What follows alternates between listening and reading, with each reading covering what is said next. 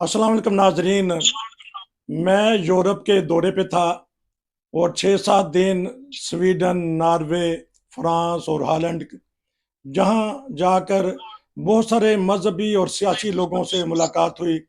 ऐसे लोगों से भी मुलाकात हुई जो 60 की दहाई में, 70 की दहाई में यूरोप में, नॉर्वे में आ गए। बड़े ही प्यारे माहौल में उनसे मालूमात ली और बातें हुई। सियासतदानों से भी बातें हुई, बड़े इल्म वाले लोगों से बातें हुई।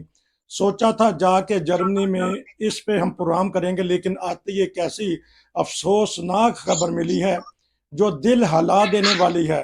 मैंने सोचा कि जो इस खबर के ऊपर तबसरा पहले कर लिया जाए, क्योंकि ये ऐसा शर्मनाक वाक़या हुआ है।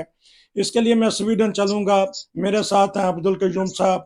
10-12 दिन के वक्फे के बाद मैं उनसे बात चलूंगा, क्योंकि ये अहम प्रोग्राम है। इसलिए मैंने सोचा कि उनसे बात की जाए। जी अस्सलाम वालेकुम। वालेकुम सलाम जी नसीर साहब। आप ठीक ठाक हैं?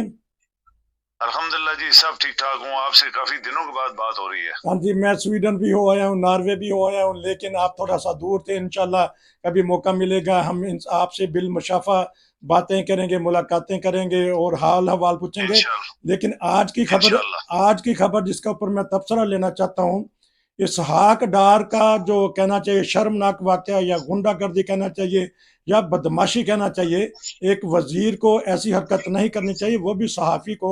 उन्होंने बड़े नॉर्मल तरीके से उनसे सवाल पूछा। तो क्या कहेंगे इस बारे में? जी बताइएगा।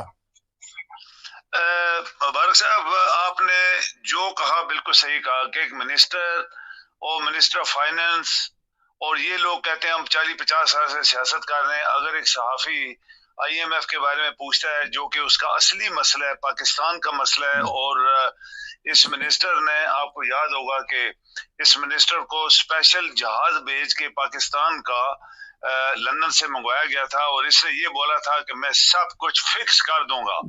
अभी आप देखेंगे कि एक साल तो हो गया है, इनकी ओवर ओवर एक साल हो गया इनकी हुकूमत बने, तो फिक्स तो कुछ भी नहीं हुआ। डॉलर जो है 300 से ऊपर चला गया। आपकी इकानमी ऑलरेडी, हकीकत में नसीर साहब, आप लोग डिफॉल्ट, पाकिस्तान डिफॉल्ट कर चुका है। जी। ये बहुत सारे लोगों ने खुद बोला है। आपका डिफेंस मिनिस्टर ने बोला कि पाकिस्तान डिफॉल्ट कर गया है। जी। इससे पहले भी इसने बोला था, प्रेसिडेंट ने बोला था, और बड़े बड़े लोगों ने, और हमने भी अपने प्रोग्रामों में बहुत दफा बोला कि पाकिस्तान डिफॉल्ट कर चुका है।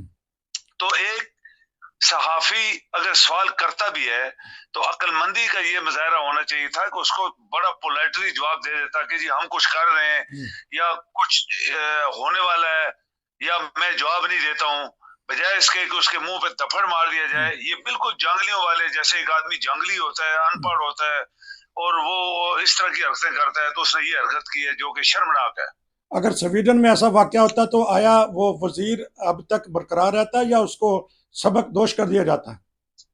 मैं कहता हूँ नसीर साहब, आप हैरान होंगे जिस तरह राना सनाउल्लाह ने इमरान को कहा था कि ये रहेगा या हम रहेंगे, इस बात के ऊपर उसको अरेस्ट कर लेते। अच्छा। क्योंकि किसी को मौत की धमकी देना यही है ना कि या ये रहेगा या मैं रहूंगा, मतलब कि मैं इसको मार दूंगा, तो उसको उसी वक्त अरेस्ट कर लेते हैं। और यहाँ पे ये कानून है कि जो बंदा धमकी देता है वो कत्ल करने वाले से ज्यादा उसको सजा मिलती है। और जिस तरह इसने दफा मारा, ये बहुत बड़ा जुर्म है। यहाँ पे स्वीडन में कोई किसी को नहीं मार सकता, जो मारते हैं तो फौरन पुलिस एक्शन में आ जाती है। ये इसीलिए तो ये जमहूरी, हम कहते हैं सिविलाइज्ड लोग, जमहूरी मुल्क, इंसाफ वाले मुल्क, जहाँ इंसाफ मिलता है, जहाँ इक्वालिटी है, जहाँ जस्टिस है, वो रूल ऑफ लॉ है। तो ये तो पाकिस्तान है ना। पाकिस्तान में आप के साथ, हमारी बच्चियों के साथ, औरतों के साथ, माओ बहनों के साथ क्या क्या जुल्म हुए, कोई भी बंदा बोला नहीं, कोई आपका दारा बोला नहीं। वो कौन लोग हैं जो रात को सोते हुए घरों के अंदर जाते हैं, औरतें सोई होती हैं, बिस्तरों से पकड़ के बाहर ले जाते हैं। कोई इंसाफ नहीं है, कोई आपका कानून नहीं है, कोई चीफ जस्टिस या आपका जो अदालतें बैठी हैं कोई फैसला नहीं कर सके आज तक। लेकिन यहाँ पे ये कोई काम नहीं कर सकता। तो ये बताइएगा कि ये बातें आईएमएफ या वर्ल्ड में भी गई हैं कि एक इतना बदतमीज किस्म का वजीर उसको कुर्सी पर रखा, तो उसने तो खुडे लाइन लगा दिया है पाकिस्तान को। तो उसके फिर भी अब क्या सोचेगी वर्ल्ड की दुनिया या अखबारी नुमाइंदे पूरी दुनिया के? कोई बिल्कुल इनको पैसे नहीं देने वाले। देखें, आईएमएफ एक इंटरनेशनल अदारा है, आपको पता है वर्ल्ड बैंक, आईएमएफ, ये बड़े बड़े बैंक जो हैं, ये सारे यूरोप के लोग एक एक चीज को कैलकुलेट करते हैं। नसीर साहब, ये पाकिस्तान नहीं है, यहाँ एक एक चीज कैलकुलेट करते हैं। और यहाँ कोई किसी की ना शक्ल देखता है, ना उसकी बातों में आता है कि जो वो लुमड़ी वाली बात कवे को कही कि तुम बड़ा, उसके मुंह में वो गोश्त की बोटी थी, तो अभी लुमड़ी तो दरख्त के ऊपर नहीं पहुंच सकती थी, उसने कहा तुम्हारा क्या रंग, क्या तुम्हारी आवाज, तो कव्वे ने मुंह खोला और नीचे बोटी गिरी, खा के उसके कहते तू बड़ा बेवकूफ है। ये यूरोप को बेवकूफ नहीं बना सकते। यूरोप के लोग पढ़े लिखे, हजार ये आर्गुमेंट्स दें, वो सुनते हैं, फिर नोट करते हैं, डिस्कस करते हैं, फिर कहते हैं हम नहीं देंगे। आप देखें ना कि कुछ नहीं छोड़ा इन्होंने जो नहीं किया, लेकिन उन्होंने बोला हम पैसे नहीं देंगे। और इस तरह का बदतमीज आदमी जिसने खुद आईएमएफ को बोला कि तुम क्या कर लोगे मेरा, मैं देखूंगा, ये कर लूंगा, वो कर लूंगा, और फिर अभी भी जो ये इसने बदमाशी की है दुनिया के सामने, पूरी दुनिया में, वर्ल्ड में ये जाएगी, तो वो बोलेंगे ये तो बहुत गुंडा आदमी है, तो इनको तो कुछ नहीं मिलने वाला। लेकिन हमारा बेड़ा गर्क हो गया है मुल्क का, जब से ये लोग हमारे सर के ऊपर चढ़े हैं, हमारे मुल्क का बेड़ा गर्क हो गया। अच्छा, एक क्योंकि आप यूरोप में रहते हैं, सफारती आदाब होते हैं।